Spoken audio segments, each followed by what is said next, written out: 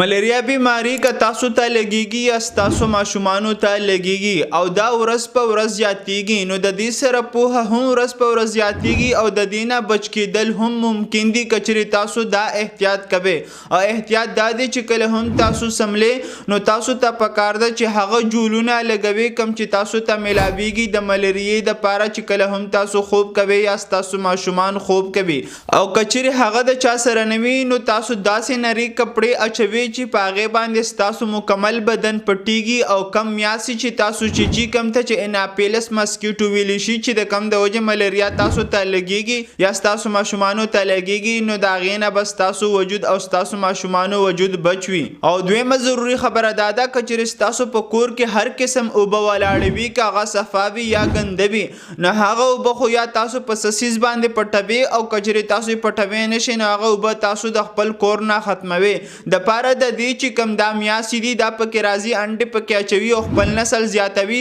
او کله چې نسل زیات کوي نو بیا یې شکار هسې هم تاسو یې ځکه چې ستاسو په کور کې دننه به دا اوبه وي که صفا وي که ګنده وي او درېیمه ضروري خبره دا ده چې تاسو په کمرو کې دننه سملې که چېرې تاسو سره سهولت موجوده وي دپاره د دې چې د میاشتو کم راتګ دی هغه تاسو دپاره ډېر زیات کمیږي د دې سره ضروري خبره دا ده که چېرې ستاسو کمرو کې کم کړکي وي یا کمرونه وي یا که چېرې دغه شان چرته کې سوري پکې نو هغه تاسو په شاپر سره بندوي دپاره د دې چې د میاشتو دننوتل تاسو ته مشکل شي نو بیا به ستاسو ماشومان او ستاسو صحت به صحتمند وي که چېرې تاسو سره دننه په کمره کې سهولت وي نو دا یو اسانه طریقه ده ستاسو وجود او ستاسو ماشومان د ملیریا بیمارۍ نه د بچ کېدلو دپاره